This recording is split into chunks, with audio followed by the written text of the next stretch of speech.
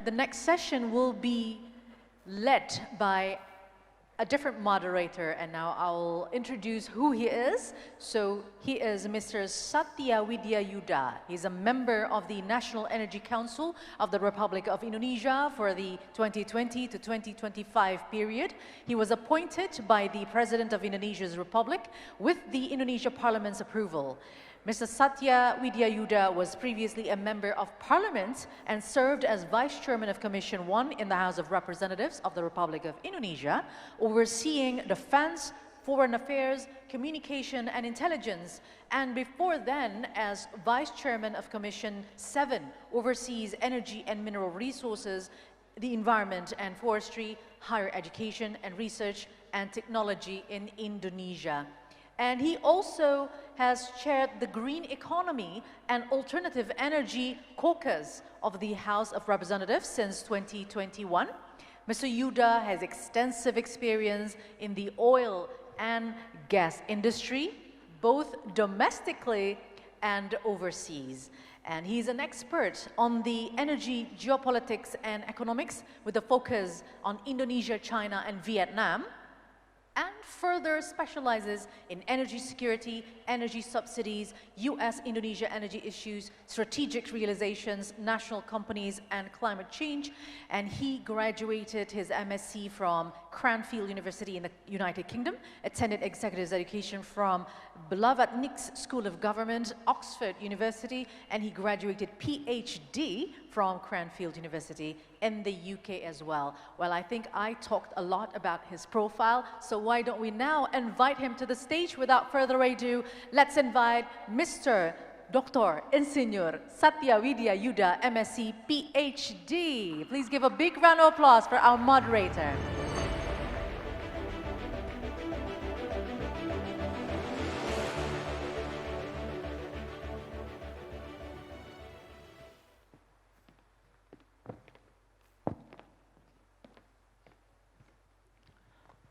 Well, thank you very much for your complimentary remarks at the beginning. And ladies and gentlemen, very good afternoon. So we are now entering to the second session. So I hope you're still awake and interesting to hear, from a different perspective, very much on the industry inside, basically. As everybody knows that this morning, ministers quite clear to emphasize that the oil and gas sector is important role in the energy transitions, while he also recognized that the renewable energy has become our future. Yeah. So now how do we play as an industry on the oil and gas for today? Because our action today, of course, it determines our future as well. So I think from this session, you will listen from at least 4 prominent speakers, I may say, because of we have from the government's institutions, from the Special Task Force. There's already 2 most important part from the discussion coming from the oil and gas, and also the speakers from still within the government, but in the different sectors, more on the renewables sectors. Here will be represented by Ibu Feby, because of Pak Dadan as a Director General is not available, so Ibu Feby is going to replace Pak Dadan. And then the other speakers, well, is also touched to the government's relations, because of the ASEAN energy centers, basically the institution who collaborating about the energy strategy within the ASEAN. So Dr. Nuki is going to present. And the last speaker is very important. We will hear the voice of the industry. So how the industry going to support the policy that currently Indonesia aiming to reduce the emissions, by net zero emission by 2060. What's the perspective of the rural oil and gas sectors? How do we maximize the role of the oil and gas sector from the industry perspective? I think, before I start with the first speaker, so let me just kind of reminders, for everybody here is that Indonesia is aiming to be net zero emission by 2060. And as you may know that in the 2060, our forecast, from National Energy Council forecast, the energy final products, it's going to be dominated by the electricity. So around 45% itself is coming from the electricity. We want to electrifying our industry, we want to electrifying our transportation sectors. So if you look at from those figures, what they are currently developing within the National Energy Council, of course, the role of the oil and gas sectors become very, very important to support that. So without further ado, I will ask the first speaker to come on stage. Professor Dr. Tutuka is Director General Oil and Gas. Please give applause to Pak Tutuka. Yeah. And followed by, please, yeah. And followed by Pak Dwi Soetjipto, is Chairman of the Special Task Force of the Oil and Gas Upstream. And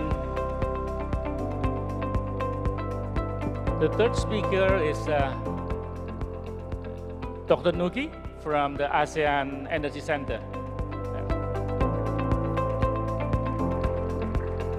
Please, and followed by Ibu Debbie from the Director General of the New and Renewable Energy. And followed by Ibu Carole. He is Chairman of the ExxonMobil Indonesia.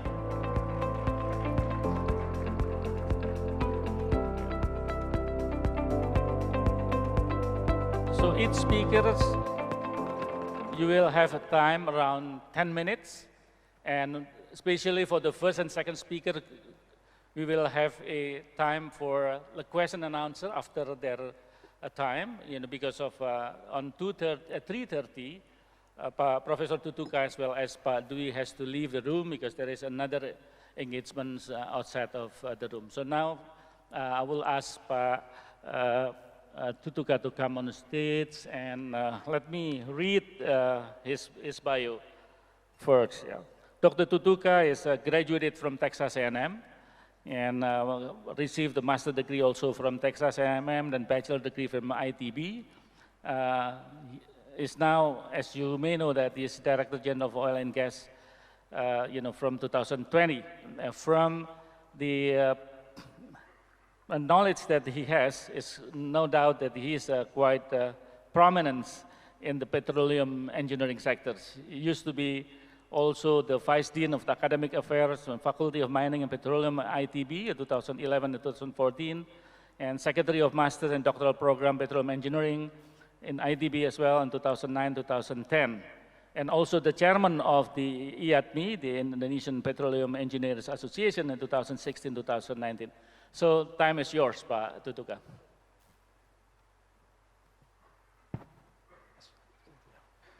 Thank you very much, Pak Dr. Satya, Moderator. Good afternoon. Assalamualaikum warahmatullahi wabarakatuh. Let me start with the contribution of the oil and gas subsector to the Indonesian economy. Next slide, please. So we can see from this histogram, next slide, please, that even though the oil and gas contribution, the very last two bottom, is not as big as we can see, but the oil and gas sector also contribute to the manufacturing. This the biggest contributor in the economy of Indonesia, and also in the transportation. This is in trillion rupiah. Then, based on our experience during this, in this regulation office, that we need to develop a gas ecosystem, as we can see in the next slide. So, trying to understand the problems and how to develop the gas national system in this country, we try to develop this gas ecosystem, starting from the upstream, very upstream, far left, gas sources, and from the upstream should be brought to the demand.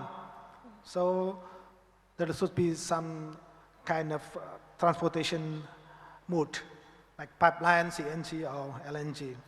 And then from the demand can be as industry or electricity plants, or in the industry that direct from the resources, from the upstream. And also for the household, city gas. So from those four demands, we have to fulfill the needs, and the rest will be for the export.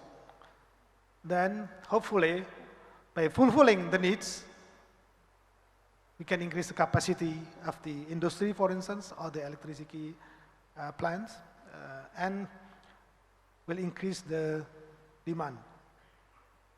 So when demand is increasing, then we need to relate the demands to the upstream or the gas field production from oil companies.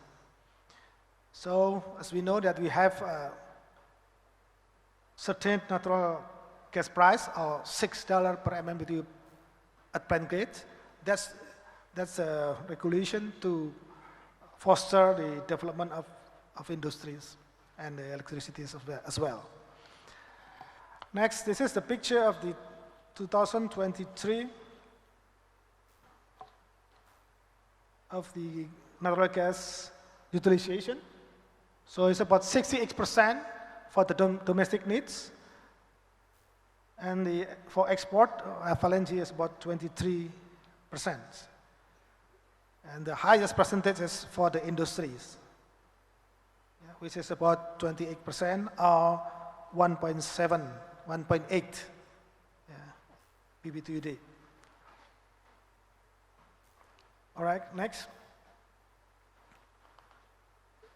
Yeah, just give you a bit forecast for the gas price, and the future, as well as the oil price.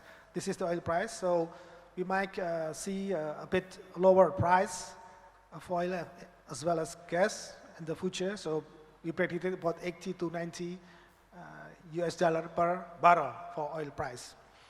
So the gas will be follow with this trend. And then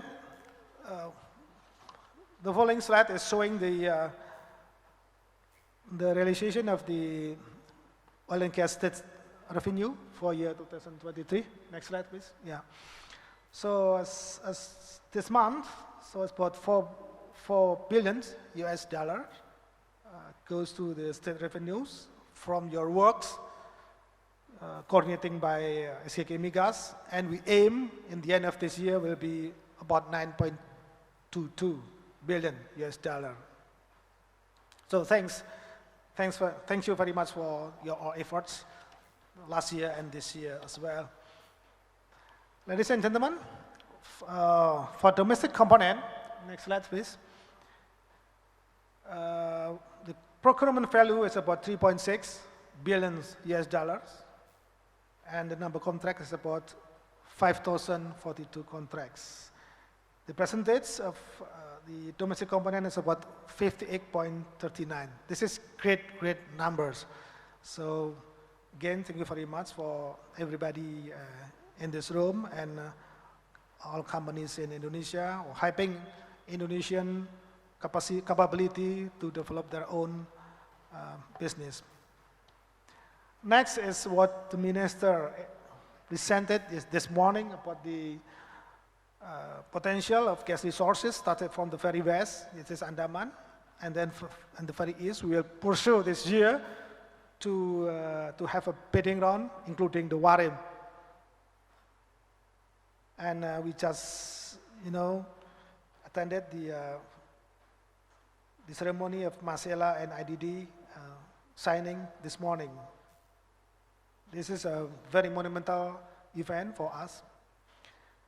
And last part, I would like to talk about the economic impact of the 12 PSCFD of the targets Next. Yeah, this one. We are developing a model to know what is the impact, how is the impact of our target of 12 PSFD in the Indonesian economic. So this is standard model for people in economics disciplines that we use the CGE model to estimate the GDP having the increasing production of gas only. Next. And this is the results. Scenario 1 is LTP without aiming the 12 PSFD targets. And scenario 2 is with the targets of 12 PSFD. So as we can see from these slides that the 12 PSFD help us enough to develop our economy until year 2032. And also, by achieving the target, we can increase the income up to 5.05%, the labor 4.18%. So that's much better than the first scenario. So we do hope that the 12 PSFD in year 2030 can be achieved we all together.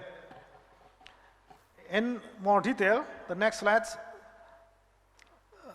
showing the sectoral output. Yeah. Sorry, still some in Indonesia. And perdagangan mesin means the machinery trade is the highest. And then for the output sectoral, and then the right-hand side is for the labor. So up to about 35% is the highest. And the bottom part is the household income. The bottom one is the very poor one. And the HSD4 is a bit higher in terms of income. So the scenario 2, the 12 PCFD targets can help much for that household income people. All right, then we also have the energy transition roadmap, so we have to make sure that what we are doing right now in the future to achieve the targets should consider this energy transition roadmap to carbon neutrality. But Tutuka, your time is almost finished. Okay. Finished. It's only 1 minute left. All right. So we have the target, the milestone, 2025, 2035, and 2050. So this is the supply, and the important thing is, like the minister said, that we have green hydrogen manufacture in the future. And last one, about the roles of CCF and CCS Indonesia, as shown in this figure, that we have the storage. And next slide is about the regulation of MEMR number 2, year 2023. Yeah. That's the essence of the MEMR regulation. And the last one, we are drafting right now the presidential regulation for that to support this MEMR regulation. Thank you very much for your attention. Thank you. Let's give an applause to Pak Tutuka. Since time is very limited for those two gentlemen, yeah. Let me continue with the question and answer. Pak Tutuka, probably I will ask, with your recent presentation with regard to the plan for 12 PCFD by 2030, that is quite a big number. And what's the government preparations in order to absorb domestically? Because we need to have a massive infrastructure. This morning, Minister mentioned about that. But again, we like to have more the information from your side in order for, Indonesia later on more to satisfy domestic demand rather than, foreign demand. Yes, first of all, the Indonesia current production is about 6.5 billion standard coffee per day, but for the own use it's about 1 billion. So the net of from the capacity production is about 5.6, 5.5 PSFD. And that's almost the same every year to year. So we need to increase that demand by downstreaming or hilirisasi, downstreaming. So we have a plan for that, but I will talk the plan in detail tomorrow. Yeah, so we have a plan like building ammonia, blue ammonia, and somewhere in this country, and then fertilizer plant and so on. And also proprietary chemicals. So that kind of thing we have planned, and we're still coordinating with the Ministry of Industry. And for that, still continuing to do that. But I do agree that we need to increase our demand. But along that one, if we can produce more, then of course there are some portion for export, yeah, for the gas production. Okay, thank you very much. And now I'll take a question from the floor about the energy security. So what does the energy security mean, for the governments? Does it mean that we should be self-sufficient to meet our energy demand? If the policy aim to self-sufficiency, Indonesia has been a net oil importer since 2004. So what would be the strategy and policy of Migas to achieve self-sufficiency of crude oil? Yeah, I think the security energy, if we can fulfill, we can meet the demand, not only from the domestics or the national production, but also we can import from abroad. But that's common in anywhere country. So it is, for me, it is okay to import fuel, for instance, or crude. Right now, Indonesia imports about 600,000 equivalent barrel of oil per day. So that's because we have huge population to feed that for transportation, for industry, and for something else. So for us, it's just how we can reduce the dependency of importing for instance, like the crude and the fuel, or even the LPG, by substituting this energy with gas. So the plan is to use the gas as a energy transition, so as maximum as possible, and then we, little by little, we withdraw from the dependency of the fuel and crude oil for energy. Okay, good. Thank you. There is one more question here, still on the energy transition roadmap. Will you be able to show our energy transition roadmap to the next 30 years and the enable to achieve those milestones? Yeah. For example, if 2030 we target carbon reduction from the energy sectors by such number, and how do we achieve, and will carbon pricings matters in your policy?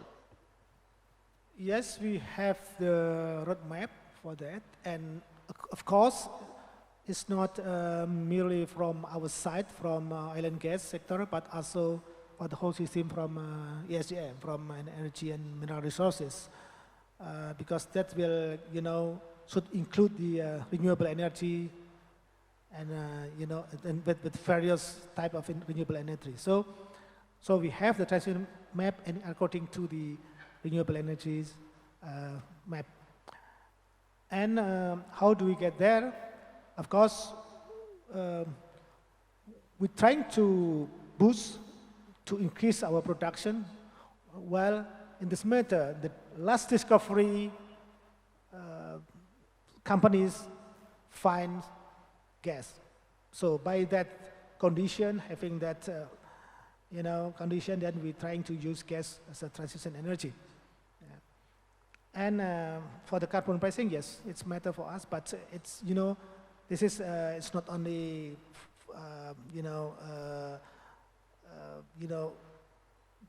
the responsibility of our ministry, but also other ministry as well, so like forest and environment ministry. So we work together with other ministry to work for the carbon pricing. Yeah, thank you. Okay, Because one homework later on, probably you don't need to answer, but at least we have to think about the readiness of gas for another 30 years. So 60 years from now, because we are aiming to achieve the net zero emission by 2060. We are quite struggle to see and find how much the capacity that we can produce in gas in 2060. Okay, let's give a round of applause to Professor Tutuka for his presentation, and he's able to answer the question that we raised. And now the second speaker, Bapak Dwi Soetjipto, he's the chairman of the SKK Migas. He's quite prominent figure in the energy sector. He has had an extensive career starting on the cement industry back in 1981. Then he was President Director of PT Semen Padang, 2003, 2005, and President Director of Semen Gresik in 2005 until 2013, and President Director of PT Semen Indonesia Holding Company in 2013-2014, before he became President Director of Pertamina Persero in 2014-2017. He is a graduate chemical engineering from 10 November Institute of Technology, Surabaya, and follow his master program from Andalas University and doctoral program of, at the University of Indonesia. He's also recently received a honorary professor's title from Padang State University. Let's give again one round of applause to Pak Dwi, and time is yours, Pak, 10 minutes. Problem kalau bikin speed dalam waktu yang mepet. Ladies and gentlemen, Assalamualaikum warahmatullahi wabarakatuh. Waalaikumsalam. Good afternoon, may peace be upon with you. Energy transition has been a focal point of discussion in all energy forum over the last few years, and all stakeholders are fully aware that that is inevitable, and certain adjustment must be made. SKK Migas, as the government agency in managing Indonesian oil and gas upstream industry, must also revisit its role to adapt to the era of decarbonization and energy transition. Globally, the upstream oil and gas industry is in a dynamic and very challenging condition. On one hand, the post-COVID-19 economic recovery has boosted energy demand. On the other hand, the geopolitical crisis in Russia and Ukraine have disrupted energy supplies and hampered world economic growth.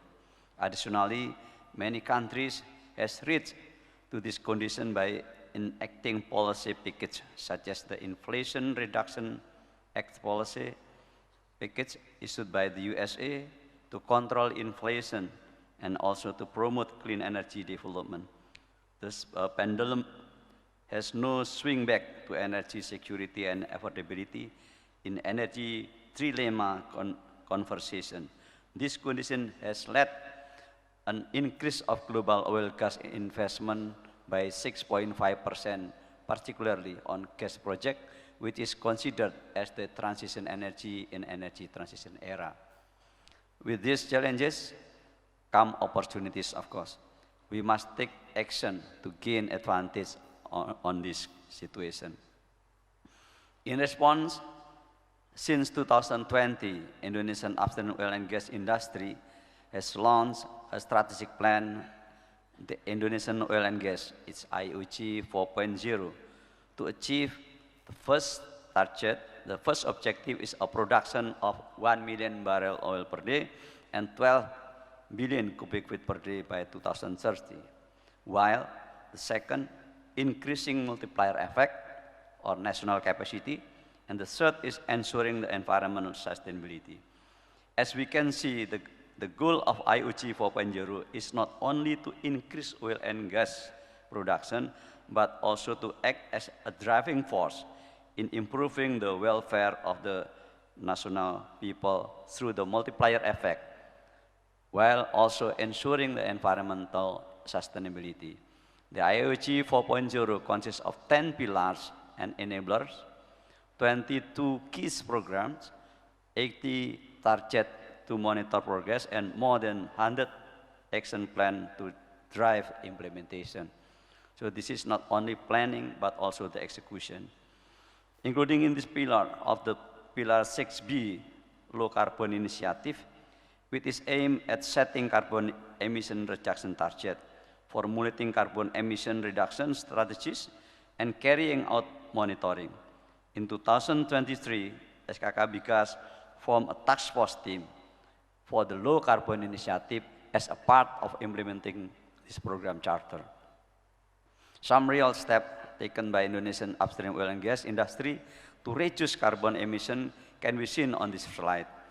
The industry has initiated the development of CO2 sequestration technology with several levels of progress already achieved. Several Ph.D. contractors are currently conducting internal assessment, and some have even begun more serious studies. Additionally, CCS technology initiation is evident in the project like the Ubadari project by BP and preparation for the development of the Abadi field by Impact Masela Limited. And also this morning we see cooperation between ExxonMobil and Pertamina on developing this CCS or CCUS. Better energy management practice have also been implemented by several Ph.D. contractors, including the use of new and renewable energy for operation, gas-to-wire conversion, and energy conservation. For instance, the use of photovoltaics by Pertamina Hulu Rokan has reduced CO2 emission by 23,000 tons per annum. Meanwhile, gas-to-wire conversion and energy conservation initiative have saved 39 million cubic feet per day and 7.5 million cubic per day of gas, respectively. Other low-carbon initiatives included effort to reduce fugitive emission and eliminate routine flaring. Currently, there are 10 ongoing flare utilization projects with a potential reduction of 14 million cubic feet per day. And additionally, ExxonMobil Limited, as one of other major oil producers, is developing an associated gas treatment project with a potential reduction of 10 million cubic feet per day of gas. The next step in reforestation, with the upstream oil and gas industry targeting to plant 2 million trees each year.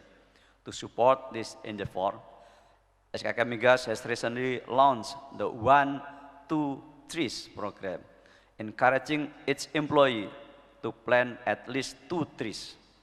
We also encourage all CEOs participating in the 2023 IPA Convex to adopt similar move to promote reforestation by the oil and gas industry. In addition to practical steps at the operational level, policymakers in Indonesia are also preparing policies and legal foundation to support low carbon initiative. The Minister of Energy and Mineral Resources has issued Ministerial Decree number 2 2023, as also explained by Pak Dirjen, Pak Prof. Tutuka, CCS and CCUS in the upstream oil and gas industry. The regulation outlined 4 focuses for the implementing CCS CCUS in the upstream oil and gas industry, covering technical aspect, business scenario, legal aspect, and economic aspect. The government also preparing a presidential decree on this CCS and CCUS, as mentioned also by Prof. Tutuka. As part of the operational management of PCS contractor, SKK Migas is drafting the Work Procedure Guideline or PTK on CCS and CCUS, which will be integrated into the oil and gas field plan and development and carbon management. So on the next POD, we also review about this strategy. In the future, SKK Migas is preparing for a paradigm shift in basin management. In traditional paradigm, the basin was seen solely as source of abundant oil and gas resources. However, the energy and carbon basin paradigm, which focus on all aspects of energy trilemma, considers the basin of sources of the abundant low emission energy. This basin should produce low emission oil and gas and act as hubs of carbon utilization and storage. To do this, Firstly, we try to map the carbon storage potential capacity throughout Indonesia. Several studies from the Migas show that the total CO2 storage potential reached 12.2 billion tons of CO2. On this capacity, as much as 2.5 billion is from depleted oil and gas reservoir and 9.7 billion from saline aquifers. Studies from ExxonMobil and Restart Energy show that the capacity is actually even higher. Secondly, we are preparing good investment climate for CCS and CCUS development in Indonesia by developing legal basis for CCS CCUS activities. The Energy and Mineral Resources Minister has issued the Minister Decree number 223 CCS for oil and gas upstream activity. We from SKK Migas is currently drafting the work procedures guideline PTK. You have 1 minute left. Yes. This PTK will serve as detailed guideline on technical aspect as well as business concept between P.Sc contractor and other parties development in CCS and CCUS. It covers all aspects of the CCS, CCUS, including legal aspect, technical, safety, project, economic, commercial, and so on. Accounting, assessment, and this PTK is said to be aligned with other regulations such as carbon trading and climate change monitoring, reporting, and verification. Since the PTK is still in the drafting process, you are welcome to give input so the guideline will serve our interest in the best possible way. Ladies and gentlemen, thank you for having us here, and we wish for an insightful discussion ahead. Thank you. Assalamualaikum warahmatullahi wabarakatuh. Thank you very much, Pak Dwi. Let's give a round of applause for Pak Dwi Soetjipto. So, same treatment like what Professor Tutuka did. So I will ask a questions, with regard to a lot of efforts need to be made, Pak Dwi, with low carbon initiative. And how do you monitor? How do you enforce that the industry players will follow? And also, probably the second, question for me is basically, is there any incentive that you propose in order to attract them, despite this as global commitment or national commitment?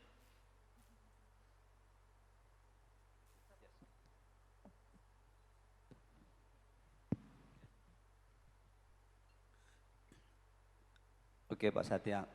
So about the incentive policy to encourage all of the party to invest in this green industry.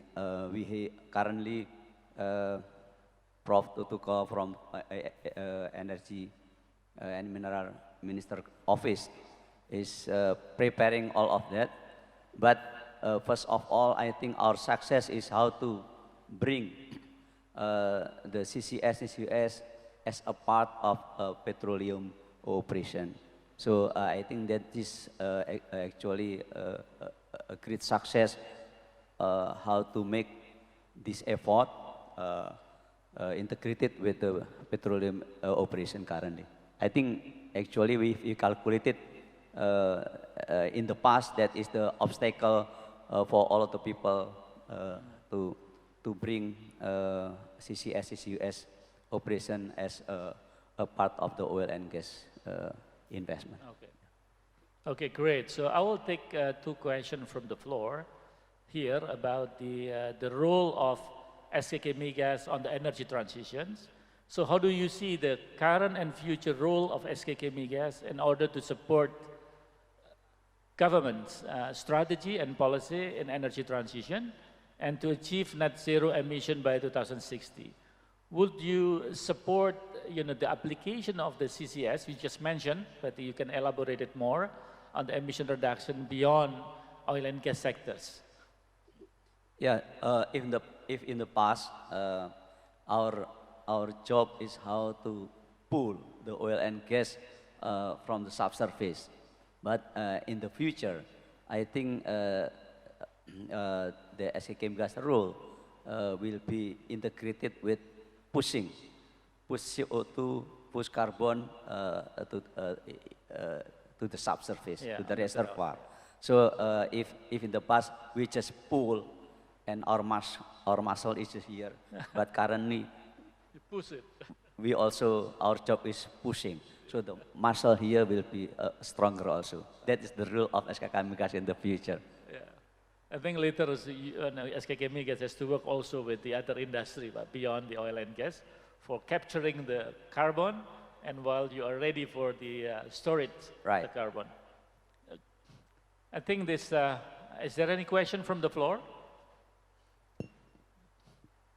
One more question. We still have 5 minutes to go.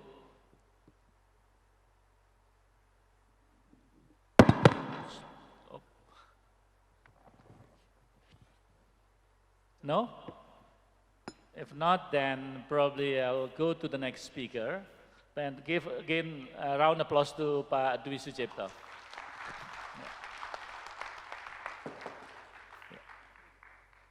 So the third speaker, just following the seat here, is Ibu Andriah Feby Misna. Is the director of various new and renewable energy. She is representing Pak Dadan because he is not able to come.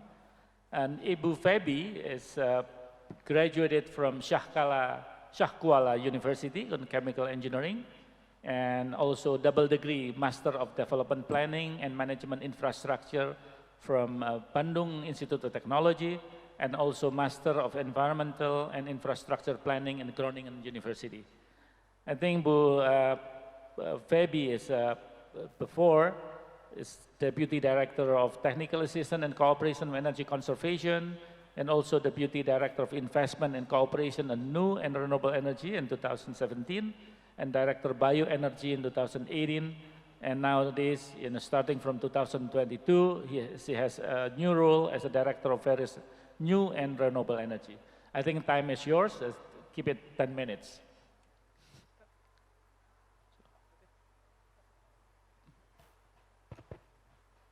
But before we start, I think we should let Pak Dwi and also Pak Tutuka to leave the room because both has another engagement.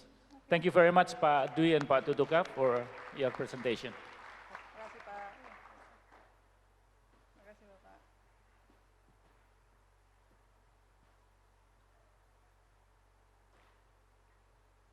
Baik, terima kasih. Assalamualaikum warahmatullahi wabarakatuh. Very good afternoon.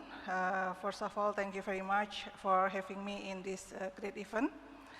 It is a great honor for me, on behalf of our DG, Bapak Dadan Kusdiana, to share with you briefly about optimizing renewable energy and fossil fuel toward energy transition in Indonesia. Okay, I think I'm quite stranger in this community actually because renewable energy is the new energy maybe for the fossil fuel. But now we start with our commitment on decarbonization. As we know that energy sector has a big contribution in CO2 emission. And Indonesia commit to achieve net zero emission in 2060 or become with our own effort and become earlier with the support of international.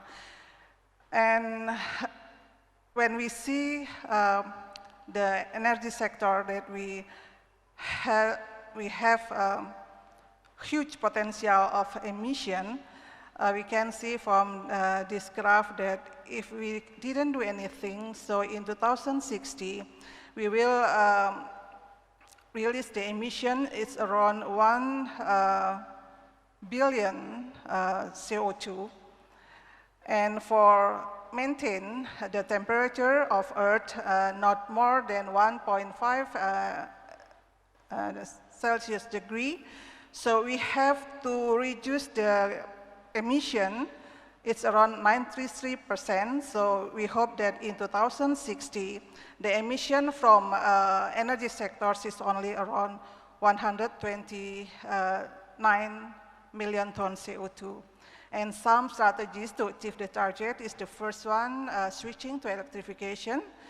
In transportation sector, we introduced the electric vehicle, and for the residential sector, we introduced the induction stove, and also for the agriculture electrifying, we encourage the use of electricity for the agriculture. The second strategy is development of new and renewable energy. For the power sector, it can be off-grid or on-grid, and we have a huge potential of renewable energy. I will show you later. And the third strategy is a moratorium of coal-fired power plant and also early retirement of coal-fired power plants. And the fourth strategy that we encourage is introduce the new energy, which is hydrogen, ammonia, as well as nuclear for the future. And the other strategy is introduce the carbon capture storage, as mentioned by Pak Tutuka and Pak Soetjipto. And also the last one is energy efficiency application. This is our strategy to achieve the net zero emission in 2060 by our own effort. And in the right side, we can see this is the roadmap that we already developed in the supply side and also in demand side. And we can see from this roadmap that the role of the gas still there until 2060. Next, please. This is the figure of the roadmap, particularly for the primary energy share. We can see that until 2060, we try to reduce the utilization of fossil fuel. We can see the gray one is coal. In 2022, this is the role of the coal is still more than 30%, and then gas is around almost 20%, and for the oil in the primary energy mix is still quite big. However, for renewable energy is still low. And we hope we will introduce gradually, step by step, we will try to implement it, renewable energy to replace, not directly replace, but gradually until we recognize that renewable energy is really ready to substitute the fossil fuel. And from this roadmap, we can see in 2060 the role of gas still there. It's around 5.1%, and then oil around 7.1%, coal around 1%, and we hope that renewable energy can be 87% in 2060. Next, please. And this is the roadmap for the power sectors. Actually, currently, 60% of power sectors is met by coal-fired power plant, and it will be gradually reduced until 2055, and then we hope in 2060 there is no fossil fuel in the power generation. But we hope that renewable energy will be increased, which is dominated by the variable renewable energy. We can see in the yellow one, this is the solar PV. We hope in 2060 we can 90% of 90% of power generation will be met by the solar PV. Next, please. This is the potential of renewable energy. Even now, we still depend on the fossil fuel, but as I mentioned before, gradually we will reduce the dependency on a fossil fuel, and we will try to develop the renewable energy. We have a huge potential of renewable energy. If we convert it to power generation, it can generate around 3.7 terawatt of electricity. And the solar PV is very dominant, and then followed by wind, actually. We have onshore and offshore potential, and then followed by the hydro. And when we see the utilization, currently is dominated by hydropower. It's around 6.7 gigawatt. And in total, the implementation of renewable energy for the power sectors is around 12.7 gigawatt. And the opportunity for the renewable energy is quite big for the future, because we can see the cost of the solar PV and wind also decreased in the last decade. Next, please.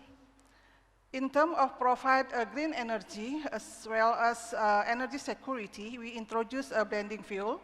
For instance, in the power sector, we introduced the program of co-firing. So we combine the coal with the biomass in the coal-fired power plant to make the coal-fired power plant more greener. And then for the transportation sector, we also encourage the implementation biofuel. This is also can increase our energy security. As we know that previously we import a lot of diesel oil, but through this program we can decrease the import of diesel oil. And since January 2022, we already implementing since 1st February 2023, we already implemented B35. And we hope that we can increase to B40 for the next year. So you have 1 minute left. Okay, thank you. Next, please. And we recognize that gas as a cleaner energy can be a bridge for energy transition. So as we know that we also have program on the dieselization. We replace the diesel power plant with gas. And also we encourage the implementation of blue hydrogen and ammonia and expanding the city gas network. And for the renewable sources for the future, to replace the gas development, we also encourage the implementation of green hydrogen. We have a huge potential of renewable energy that we can use to produce the green hydrogen. And also we have a huge potential of biogas. It can be from waste. So from the biogas, we also can produce biomethane or bio-CNG that can be replace the gas for the future. And next, please. Now we are in developing the national hydrogen strategy. So we hope that the future for the decarbonization, when the gas is depleted, so we can change with the hydrogen for the energy security in the future. Thank you very much. Thank you. Let's give her a round of applause. Ibu Feby, thank you very much for your presentation. Let me ask one thing, because it struck me when you present about the energy mix in 2060, where gas still occupy around 5%. But in the power sectors, gas has basically ended up in 2055. So there will be no more power station fueled by gas in 2060. So where did the gas go? Does it go to transportation or does it go to where? Just please explain.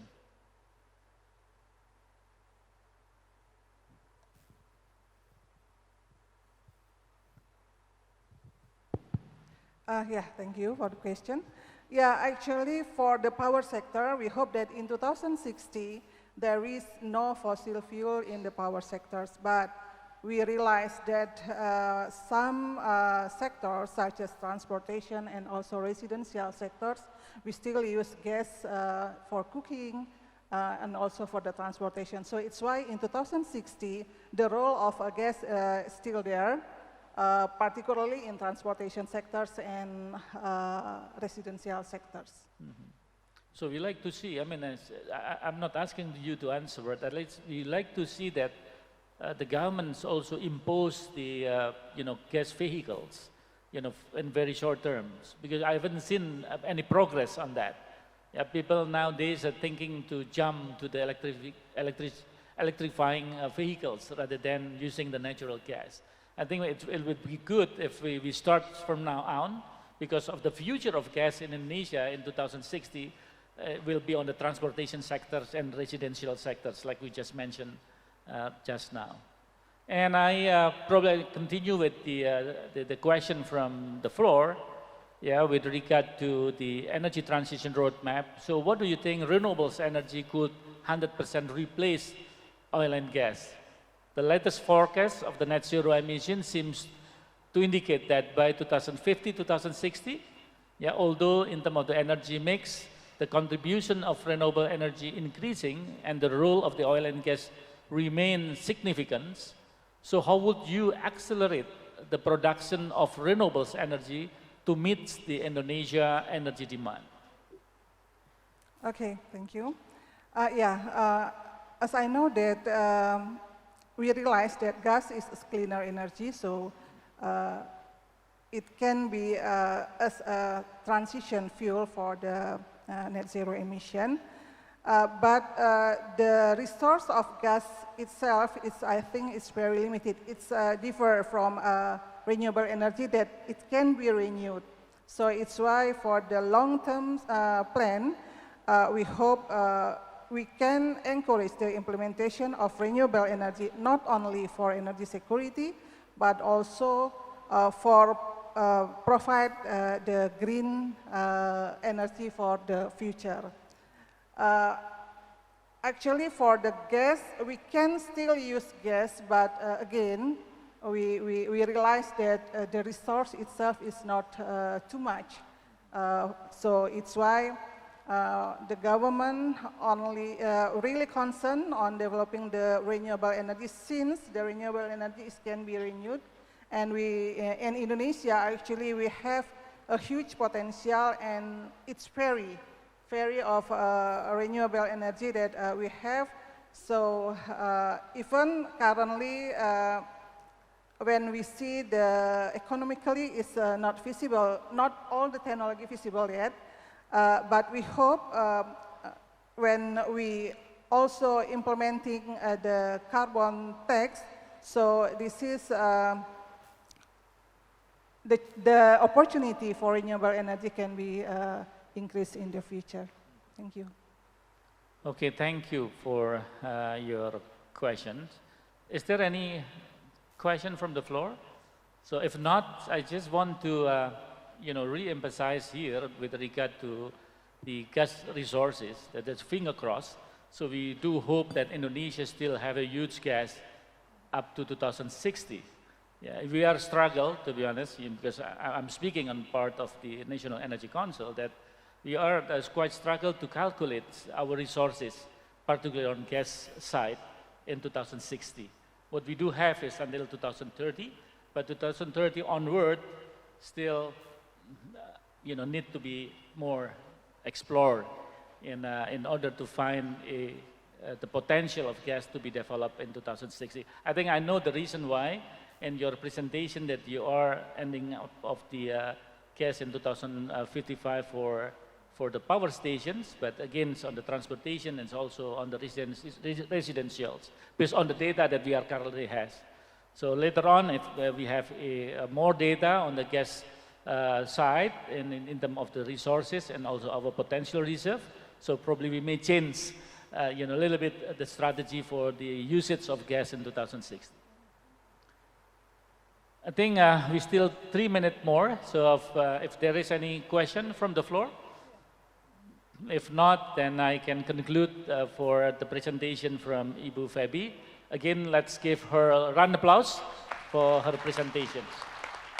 Thank you, Ibu Feby.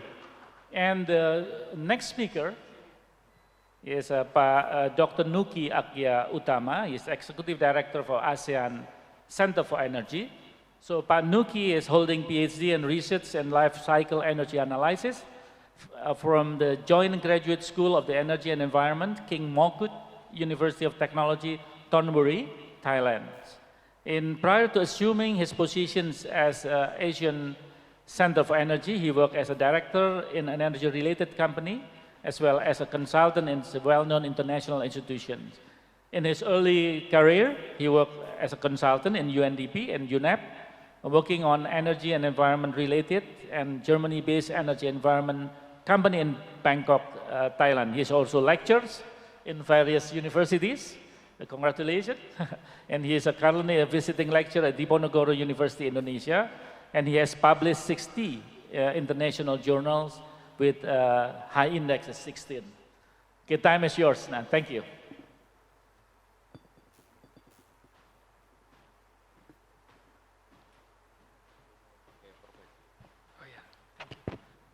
Bismillah. Assalamualaikum warahmatullahi wabarakatuh. Thank you very much, Dr. Satya, for the nice introduction.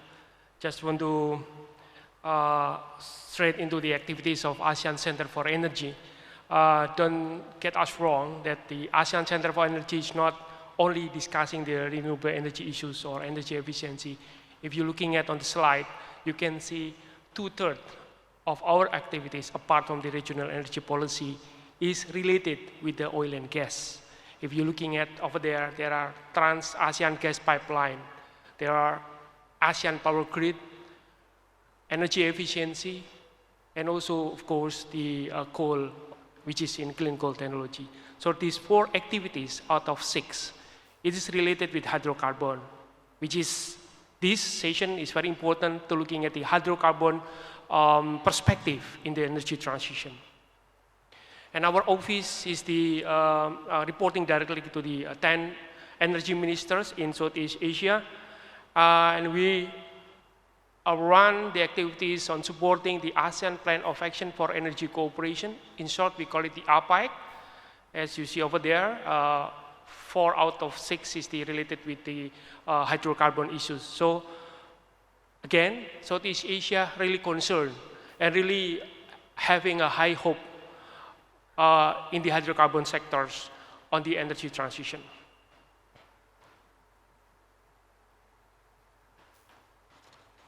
Looking at the energy consumption in Southeast Asia, we all know that Southeast Asia is home for more than 680 million population, with the combined total GDP approximately nearly around 3.7 trillion into 2022, which is the 5th largest in the world. And also one of the global drivers for economic growth, and the ASEAN energy sectors becoming increasingly critical, not only to provide sustainable energy supply, but also energy security and, of course, affordability for its people. If we're looking at the sector by sectors, domination of oil and gas in transportation sectors will persist until 2050. And besides, oil and gas consumption will constitute nearly half of the energy consumed in commercial and residential sectors. And while around 30% of the energy consumption in industrial sectors will be from this fuel up until 2050. So if you're looking at on the final energy consumption, the share oil and gas will persist approximately 50 to 56%. So it's quite a huge amount that perhaps Southeast Asia have to consider on how to maintain the oil and gas reserve wisely.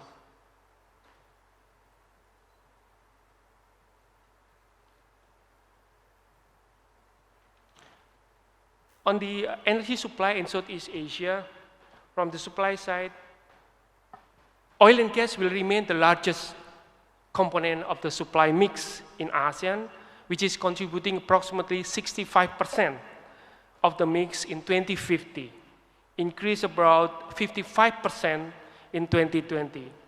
Even with the most aggressive energy transition scenario, oil and gas will still contribute to a notable portion of the total primary energy supply. On the power sector, despite being increasingly replaced by renewable energy, electricity generation from oil and gas still grow by about threefold from 2020 to 2050. And natural gas will remain the second most important energy sources after coal for power generation. Natural gas shows the competitiveness to the coal to generate the electricity in the energy transition era. If you're looking at all of the discussion on energy around the globe, people, when they discuss on the energy transition, people just thinking on renewable energy per se. They just try to push aside oil and gas and even coal. But in Southeast Asia, we're still looking at the natural gas, oil, and coal have a very important role in the transition era. So even though natural gas have a lower emission comparing to coal, we try to really understand that currently we can't really rely to hydrocarbon for the next couple of 50 or 60 or 70 years because of these limited resources. So we have to, on that stage, we have to really consider on the transition, the importance in the and part of the transition, but also thinking on how later on we need to replace those hydrocarbon. The importance of the activities in Southeast Asia is the energy security. If you're looking at on the graph, natural gas in Southeast Asia, in the region, in 10 member states combined, we're going to be the net importers in 2025, unfortunately, because of the increasing of the demand, high demand within the region itself, and low production. That's with the condition that there is no new findings of the new fields, new oil fields or gas fields. So that's the condition. So we have to understand that in the near future, which is I think 2025 is tomorrow, we have to try to make sure that natural gas can be as competitive as other hydrocarbon or other renewable energy resources. And if we're looking at on the oil itself, we already become the net importers. Therefore, it's not really competitive in the future if we try to persist on importing oil. But the coal also going to be, the demand will be increasing and the demand will be surpassing the production itself in 2039. So looking at those figures, we have to really consider utilize optimally the hydrocarbon that currently we have in order to transition from the hydrocarbon to also another kind of energy alternatives.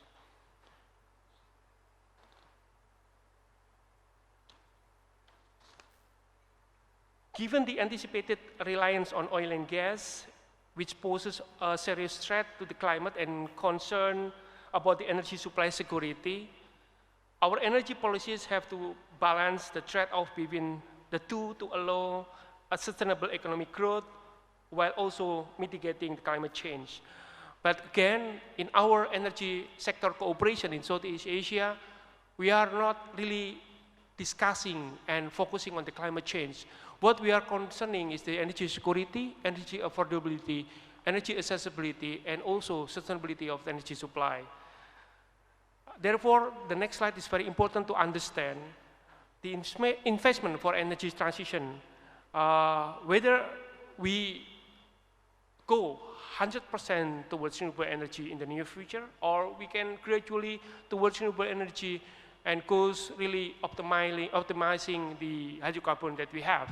So in regard with total investment in power sectors from oil and gas, we need approximately $725 billion US, while it's on the baseline on the power sector from oil and gas investment, the 725 for the whole investment on the power sectors in one of our scenarios, which is APS, while it's on the oil and gas investment in power sectors alone, approximately around $280 billion US.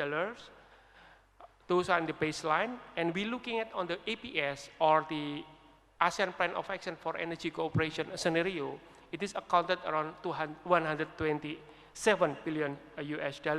So if we're looking at on this energy cooperation in Southeast Asia, we can see the potential of reducing the investment coming from the hydrocarbon, while we can increase the share of along the way, the alternative energy and the power sector, for example, such as nuclear power.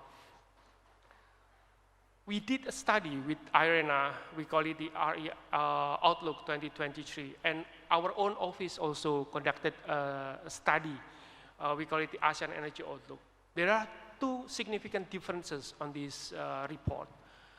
You have 1 minute left? The one with IRENA, we assume that the end-use sectors, which is transport sectors, going 50% to the electricity vehicles.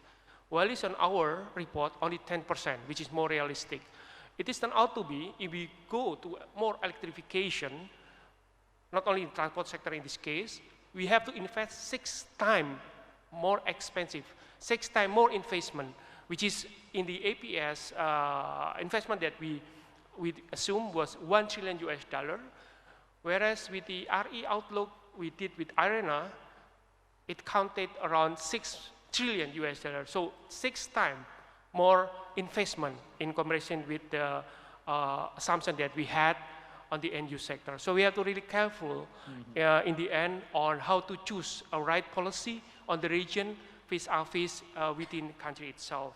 So just want to close my slide by introducing this regional cooperation on the ASEAN Petroleum Security Agreement, and also inviting you on our activities on the ASEAN Energy Business Forum, which is a back-to-back activities with the ASEAN Energy Ministerial Energy Meeting in the end of August this year. Thank you very much for your kind attention. Thank you, Pak Nuki. Let's give him a round of applause. Thank you for your presentation. So let me ask a question directly. I saw on your chart that ASEAN will become net natural gas importer in 2025. I think and it's not the case for Indonesia, of course, because we have a plenty gas on that year. And my question is, how do you see a country other than Indonesia to speed up the development of renewable energy in order to, to face with being a net gas importer?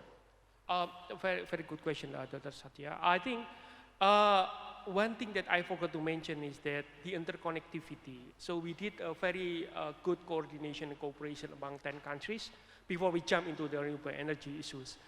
Because whatever it is, if we want to increase our renewable energy share in any countries in Southeast Asia without having transmission being connected, having a huge grid, it will mean nothing. So the study by IEA showing that if we want to increase in more than 40% of RE share, we have to increase our grid in the position that all member states is connected. And secondly, we have to upgrade our grid, which will be more reliable, and the capacity should be bigger, and of course with the smart kind of grid. So those are a very big homework and big bottleneck before we try to increase our renewable energy. So that's currently what happened.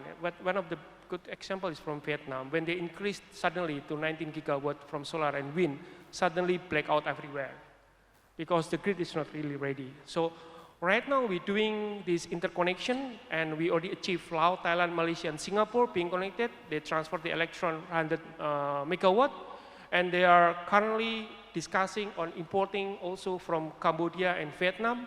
Indonesia this year, we are doing feasibility studies with support of our office and United States trade agencies to have the interconnection bilateral between Malaysia, Malacca, and Dumai, Sulawesi. Another point is from Kalimantan to Sabah, Malaysia. So this point will also increase the capability of transmission to be really ready to increase the RE throughout the region, basically. So those are one of big homework, but most of the people perhaps don't understand we can increase the renewable energy as much as we want. So it's not the case, especially on the power sectors. So if you're looking at the other sectors, transport and industrial sectors, we also receive a huge challenge on industrial sectors to replace coal. So there is, up until now, there is no technology to replace coal as efficient as coal, as cheap as coal, basically. Deep electrification also having a huge challenge. There are some proposals for using SMR, but the regulation will not be really acceptable at the moment. We still have a long way to go in that sense. Small modular reactors, SMR is small modular reactors to nuclear power. So other than that is biomass. So Southeast Asia rich of the biomass resources. Industrial sectors should really consider on involving the mix of the fuel by using biomass, both industrial sectors and also power sectors. On the transportation sectors, the biofuel, biodiesel, bioethanol is available abundantly in this region. So instead of importing more oil, I think we have to really understand to increase the share of biofuel from transportation sectors. I think those are the more reasonable and currently what the countries in South Asia are looking at it. Apart from the ABG, currently we do have Trans-ASEAN gas pipeline, which is 3,600 kilometers being connected. So I think there will be increase, and hopefully with the help from the industrial sectors like Exxon, so hopefully that can be realized and beyond 3,000 or 4,000 kilometers, Dr. Satya. Okay, thank you. I think collaborations become a key.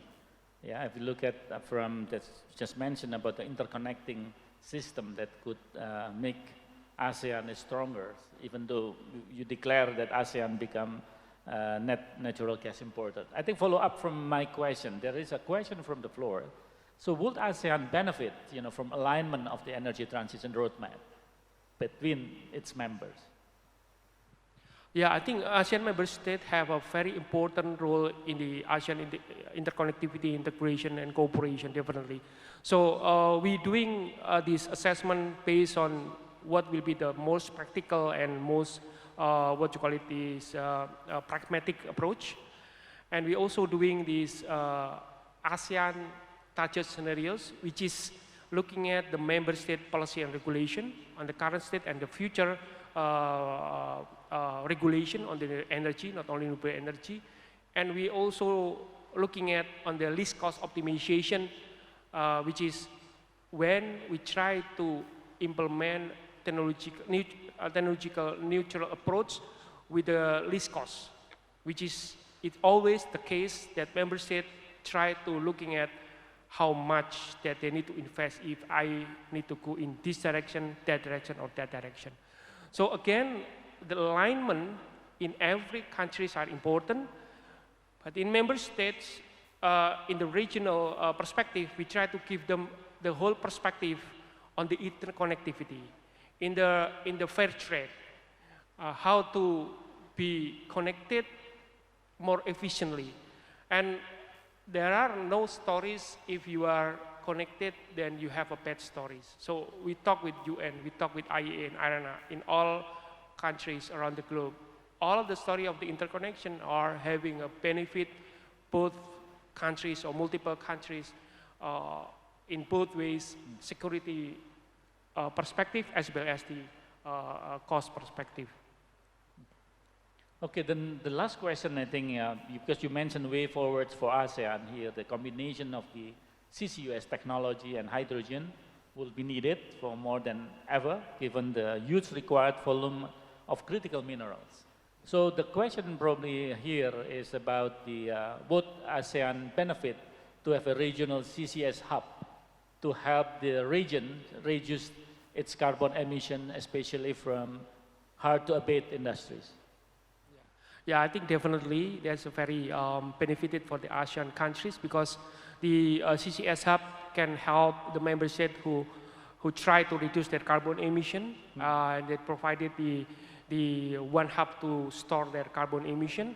And I think one of the good example, I believe you may surprise, that Timor-Leste, I think one of the country who the most advanced in terms of the carbon storage at the moment. They already built starting in 2016. I think they are the country who are very ready to be, to receive the carbon dioxide from any other countries in member state. But the problem is the distance. Indonesia, Brunei Darussalam, I think is also ready to be the CCS hub. And definitely those will be a very straightforward and the easiest way to reduce carbon by storing it into the what other do we mention under the surface. Great. I think we have to conclude what Nuki just present, and just give him a round of applause for his presentation.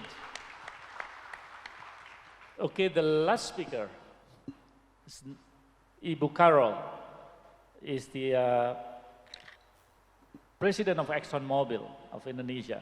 Just been recently appointed in January 2023, and become president of ExxonMobil Cebu Limited in July 22. And Ibu Carole is graduated from École Nationale Supérieure de Géologie in France. Hopefully I'm right in my pronunciations. In her spare time, Ibu Carole enjoys connecting with family, traveling and sport, and she is a runner and is considering golf, scuba diving, cycling to her list of hobbies. I think Ibu Carole is also coming from the field is really focused on her education at the beginning on her first career as a reservoir engineer. I think with your experience, I do believe that ExxonMobil Indonesia will benefit being you and at the leadership post. And congratulations, and again, so now you have time for 10 minutes for your presentations. Thank you.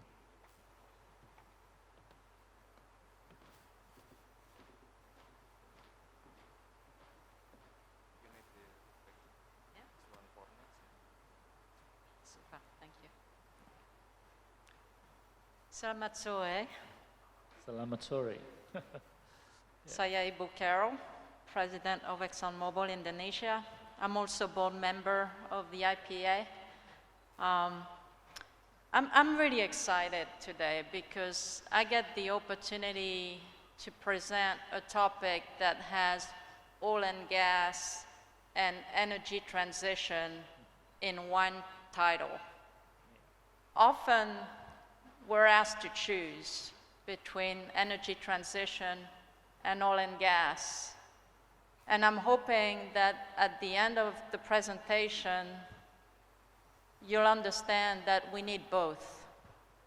It's an and equation. We need oil and gas and energy transition. When we talk about energy transition, there are a lot of opinions.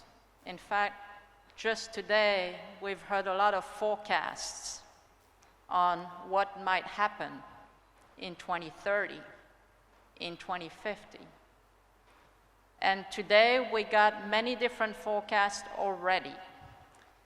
So the point here is when we talk about energy transition, there are a lot of opinions. And so I thought we'd get started with a few things that I hope we can all agree on. The first point that I think we can all agree on is that society needs energy. The second important fact is that energy needs to be reliable and affordable. And I think we've heard that many times already today. The third fact is energy demand is growing. In fact, it's been growing for many decades. And if you look at the forecast going forward, the demand for energy is up and up and up. Now, why is that? That's because we have more and more people on the planet. Also, a very large portion of people on the planet live in places which are not as developed as others. In fact, 70 to 80% of the world's population lives in undeveloped countries. And those people inspire to have a better lifestyle like the one that we have. And for that, they will need more energy going forward. The fourth fact is that emissions need to come down. And we need to address that challenge with urgency. That's really what energy transition is about. It's about reducing emissions. And then the fifth fact is this is a global challenge. Emissions don't stop at the border. We need to work together to try to make everybody successful. But we all need to succeed, else we will all fail in the energy transition.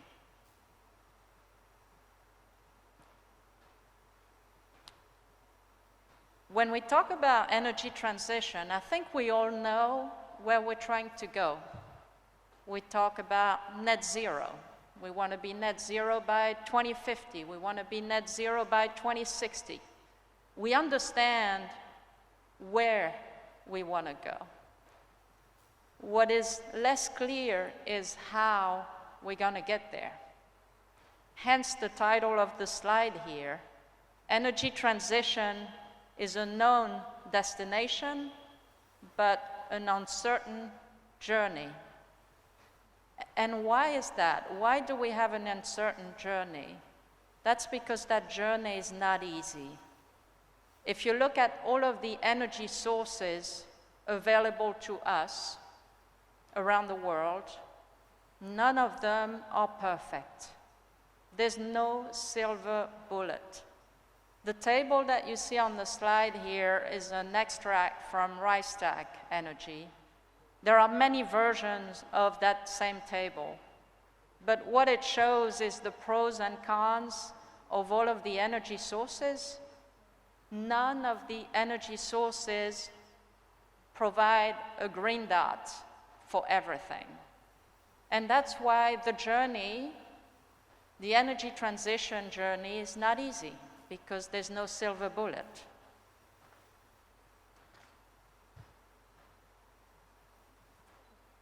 Now, there's one thing that all of the forecasts seem to agree on. All of the credible forecasts seem to agree on. And that is that the oil and gas sector, the oil and gas, is needed for many decades to come. Two reasons for that. As I mentioned, the energy demand is growing. And so we really need all of the energy sources to fill that energy demand.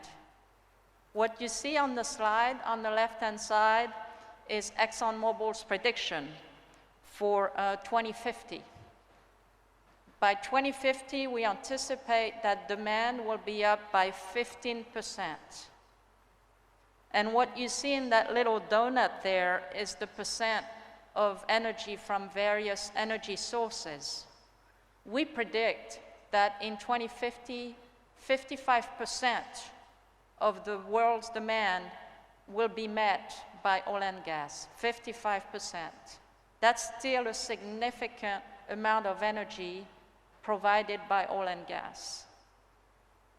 We also need to recognize that different sectors need different sources of energy. And for that reason, we cannot count on renewables, we cannot count on oil and gas for all sectors. Different sectors need different energies. And just to take an example, hard to decarbonize sectors, take cement industry, steel industry, they still need oil and gas. You cannot put renewables to support those industry sectors. And so unless we want to stop having cement and steel, we're going to have to continue to produce oil and gas. And the solution there to tackle the emission challenge is CCS and CCUS, carbon capture.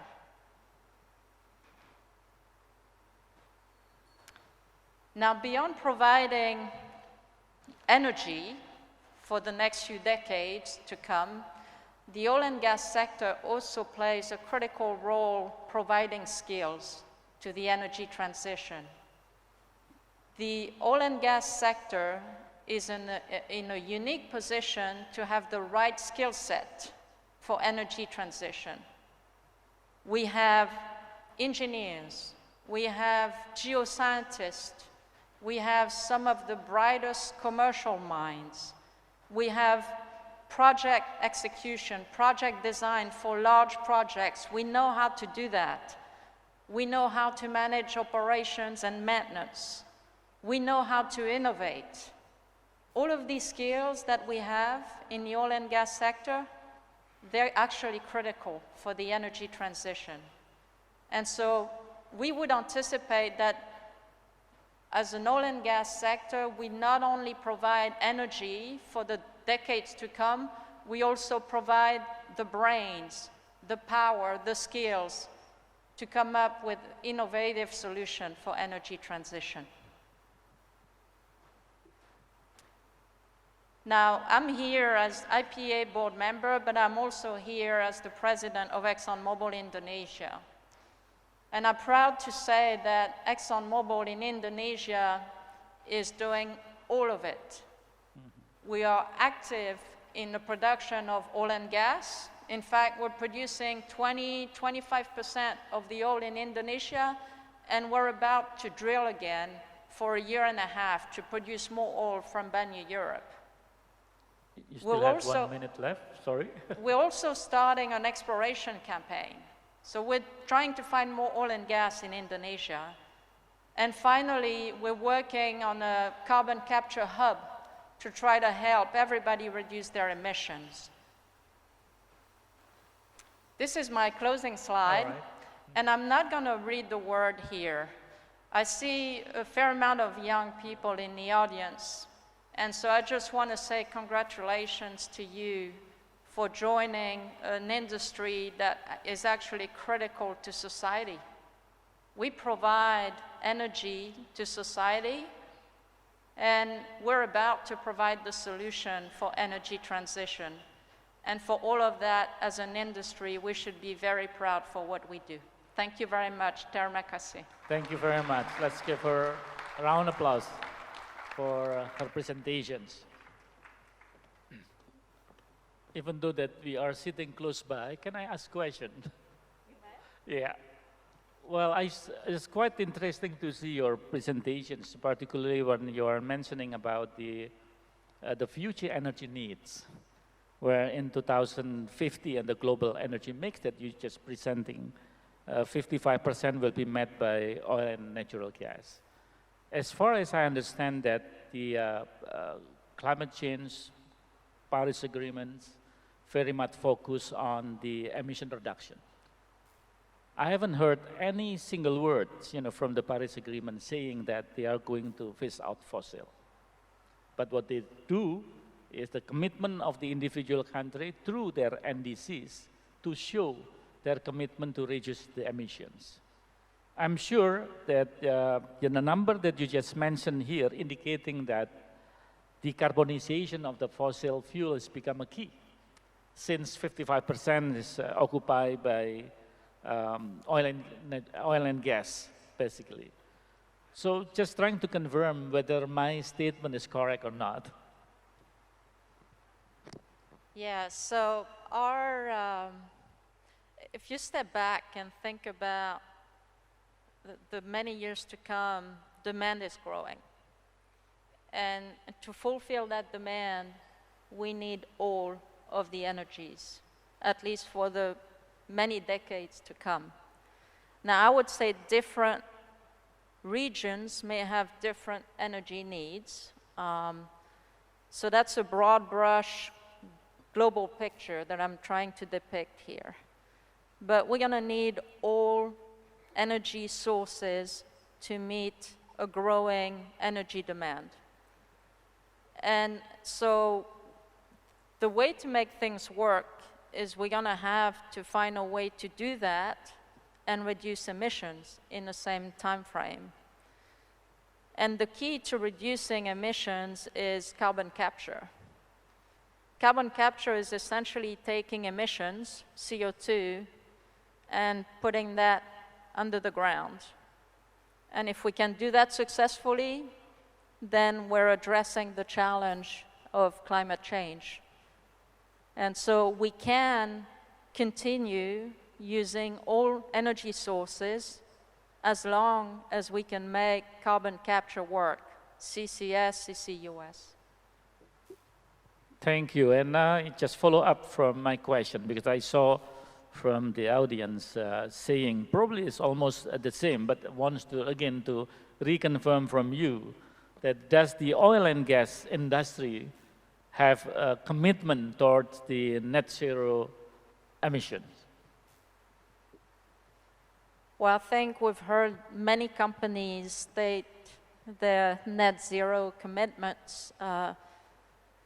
Interestingly enough, in many cases, the industry net zero commitments are even more aggressive than some of the net zero commitments of individual countries. In the case of ExxonMobil, we've made a net zero commitment by 2050, Scope 1 and Scope 2 emission. But I know it's not unique. Earlier today, we heard about Petronas' net zero ambition. So I think, generally speaking, I do think the industry is doing a really good job at setting very ambitious targets. And I think we're working together to try to achieve those targets. So you think that oil and gas industry can do better and more to help the energy transition in Indonesia? Well, we've got to recognize energy transition is not easy. And we're doing that on top of continuing to produce oil and gas. And so the energy sector now not only provides energy for you and me, for the world, we're also trying to work the energy transition, which is something that we were not working on 10 years ago. Can we do better? We can always do better. I think we're doing better and better at collaborating. And that's an area that we can continue to focus on. I think the IPA, for instance, is a very good forum to do that, to promote collaboration between companies. It'd be wonderful also to have good collaboration between countries. Emissions don't stop at the border. So if we could have a little bit of harmonization of rules, at least in regions, it would help the industry go faster, I think. Great. I think I also echo what Pak Dwi Soetjipto, as chairman of the Special Task Force Oil and Gas Upstream, also mentioned that the oil and gas industry nowadays not only dealing on the oil and gas, but it's also trying to maximize the use of the renewable energy in their own facilities, by using the solar rooftops, for instance, in their operation area, and also doing some kind of nature-based solutions. Planting the trees is also part of their efforts, even though they are still focusing on the oil and gas sectors. I think that's conclude our presentations and session today. But before we are finalizing this session, I would like Nuki to mention about your report on an ASEAN oil and gas report that probably the audience may wants to see it even better from your side directly. Please, Pak. Yeah, thank you for reminding me on this. The ASEAN Center for Energy, we're going to launch our report on the ASEAN oil and gas updates 2023. The presentation will be happening in our booth tomorrow on 10:30. There are going to be reserve, production, and consumption information, trade movement, oil and gas in Southeast Asia, infrastructure information, policy, trend, and investment, including outlook and initiative for energy security and transition. So please feel free to come and join. Thank you. Thank you, Pak Nuki. So for everybody, let's give them applause again for their presentation. That's very nice, and I have to conclude this session. Thank you very much. Thank you very much, Mr. Satya, Widya, Yudha for leading this moderating session. It was very insightful with intriguing message and key takeaways. And I would like to invite all the speakers as well as moderator to come a little bit forward to receive a memento from IPA and the committee. So for that, I'd like to invite Mrs. Mariolin Wayong, Executive Director of Indonesian Petroleum Association, to give the memento to our speakers today. Mr. Tutuka Ariadji, Ms. Andriah, Dr. Nuki Agya Utama, Mrs. Carole Gall, and Dr. Satya Widya Yudha, Ph.D. So thank you so much for this session. Very insightful indeed.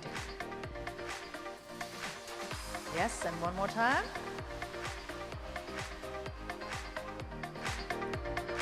To the moderator.